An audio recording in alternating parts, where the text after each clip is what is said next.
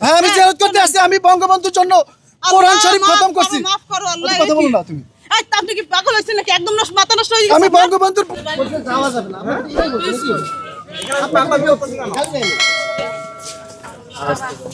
একটু বঙ্গবন্ধু বাড়ি দেখতে আসছে আজকে 15 আগস্ট থেকে যাবে না। তার কবরটা জিয়ারত করা যাবে না। কবরটা জিয়ারত করা যাবে না। আপনার মাথা সমস্যা আছে। আমরা কোরআন শরীফ খতম দিছি তার জন্য। এই বঙ্গবন্ধু যে দেশে চলছে আজ তার বাড়ি জিয়ারত করতে দেবেন না আপনারা। আপনারা আপনারা তার বাড়ি জিয়ারত করতে দেবেন না। শোনেন, এই দেশের জন্য স্যারকে ফোন দেন একটা। এই দেশের জন্য যে সবকিছু আরে করলো আমার মাথা তার নষ্ট হয়ে কবরটা গেছে। জিয়ারত করা যাবে না আজকে। আমি তার জন্য কোরআন শরীফ খতম করছি।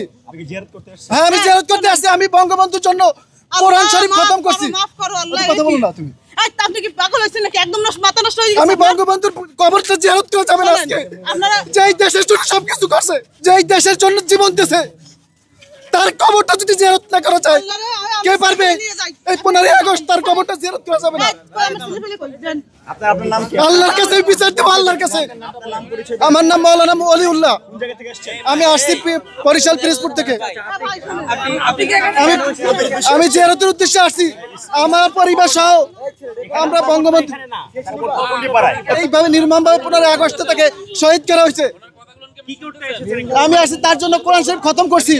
দুইটা খতম দিছি আমি। দুইটা খতম দিছি তার জন্য জিয়ারত করবো তার বাড়িতে। আমি তার নির্মমভাবে যারা 15 আগস্ট তার সব পরিবারকে শহীদ করছে এই দেশের জন্য